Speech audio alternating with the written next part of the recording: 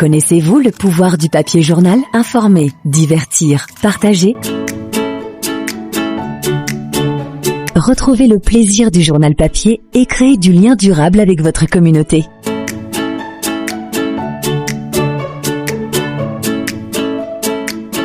Mesdames et messieurs, voici en quelques minutes les condensés explosifs de la 2118e édition du journal Les Triomphes, paru ce jeudi 4 décembre 2025, dont la une a retenu.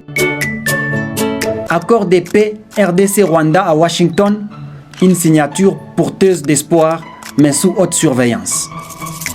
Route nationale numéro 2, Kabinda-Mbujimayi, Monseigneur Félicien Tambwe et Jean-Doudou Ngongo rencontrent les ministres des Infrastructures.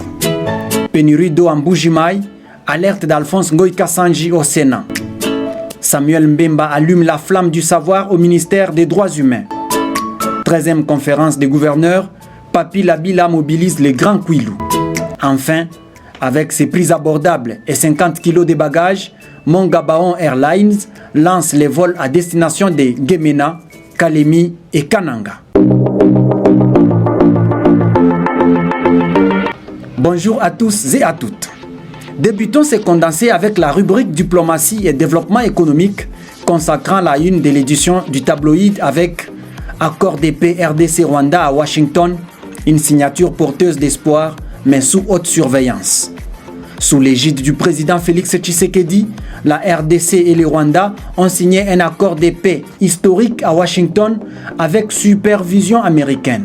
Cet accord prévoit la cessation des hostilités, les retraits progressifs des troupes, la neutralisation des groupes armés et programmes de reconstruction. Au regard du scepticisme en raison des échecs passés, Lusaka en 1999, Nairobi en 2013, médiation 2022-2023, la paix étant comparée à un pont suspendu au-dessus d'un volcan, il y a nécessité de faire naître une vigilance et engagement de tous les acteurs. Dans la foulée, les tabloïds s'interrogent sur le pourquoi de la présence de Doudou Fwamba à Washington. Fort de ces analyses, les Triomphes estiment que le ministre des Finances accompagne le président à Washington pour souligner que la paix doit se traduire en développement, notamment dans l'Est, avec la reconstruction d'infrastructures et la sécurisation des investissements. Il faut boucler cette rubrique avec la réaction de l'honorable Sidonie Ejiba qui salue cet accord signé entre la RDC et le Rwanda qui est un soulagement pour des millions de Congolais après des années de crise. Elle félicite le président Tshisekedi pour son combat diplomatique et considère cet accord comme un souffle d'espoir pour la paix dans la région des Grands Lacs. D'une rubrique à une autre, parlons cette fois-ci des droits humains, justice et inclusion sociale. La 2118e édition parle du ministre Samuel Mbemba qui allume la flamme du savoir au ministère des Droits humains en soumettant les agents de son portefeuille à un atelier de renforcement des capacités en partenariat avec le Bureau conjoint des Nations Unies pour les droits humains, en rappelant que la connaissance des droits humains est la boussole et la lumière de la justice.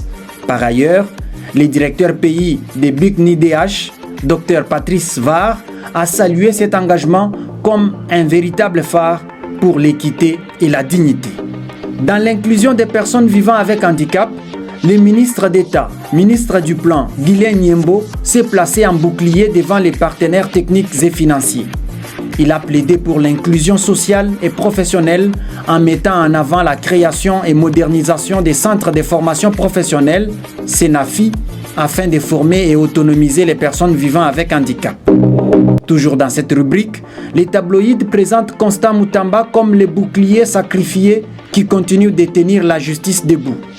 L'honorable Constant Mutamba, figure de la nouvelle génération, reste un symbole malgré sa condamnation contestée pour un prétendu détournement de 19 millions de dollars américains. À 100 jours de sa condamnation, une messe d'action de grâce est prévue ce 10 décembre 2025 à la paroisse Sainte-Thérèse d'Indjili pour rappeler sa lutte et son combat contre la loi du plus fort. De la justice au mérita, Eliezer Ntambwe honore les anciens combattants lors du 107e anniversaire de l'armistice.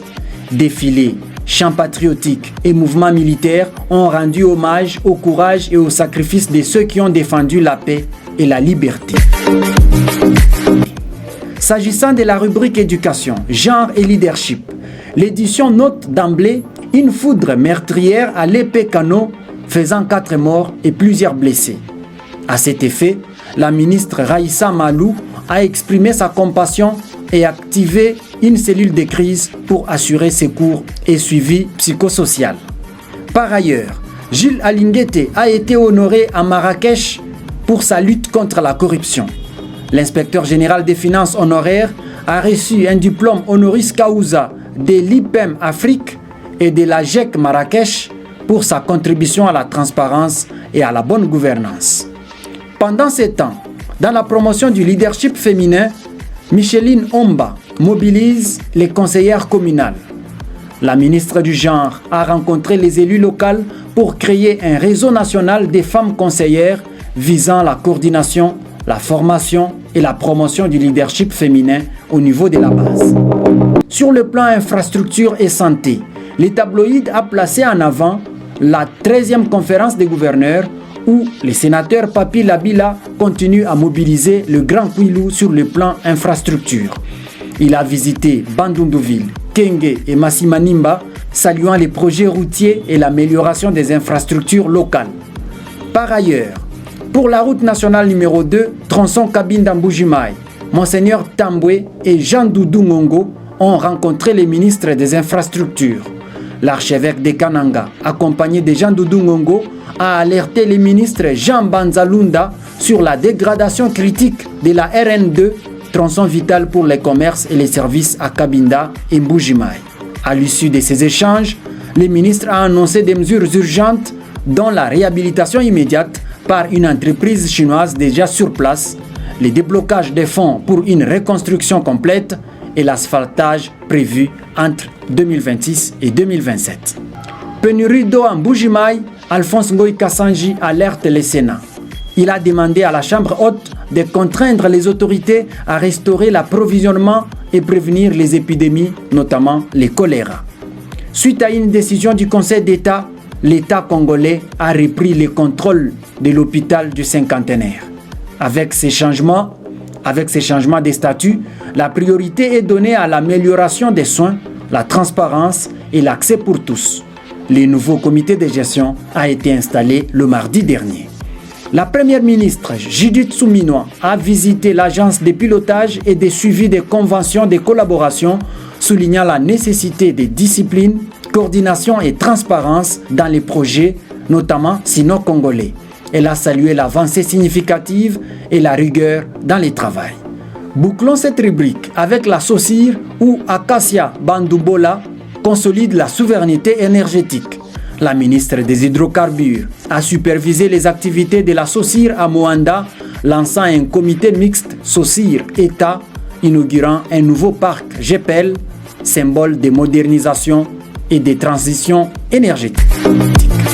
Et en politique, Moïse Katumbi appelle au dialogue inclusif. Le président d'Ensemble pour la République exhorte la classe politique à mettre fin aux querelles et privilégier l'intérêt général tout en s'aimant l'amour, pas la haine, et placer les Congolais au centre des décisions. Pour sa part, Delis Sanga alerte sur la crise interne. L'opposant congolais a insisté sur la nécessité d'un dialogue national et d'un dialogue inclusif pour résoudre les problèmes internes de la RDC. Il rappelle que la stabilité dépend de la transparence et du respect des institutions. Terminons cette édition avec Mongabaon Airlines qui met fin au voyage cauchemardesque. Avec 50 kg de bagages et des prix accessibles, Mongabaon Airlines relie désormais Gemena, Kananga, Kalemi, du concret enfin. Vous venez là d'écouter en quelques minutes les condensés de la 2118e édition du journal Les Triomphes. Pour les détails, analyses, dossiers exclusifs, rendez-vous dans les kiosques à journaux pour vous en procurer. Ou consultez www.lestriomphes.cd. Présentation Samuel Bouachi, montage Armand Kabongo, coordination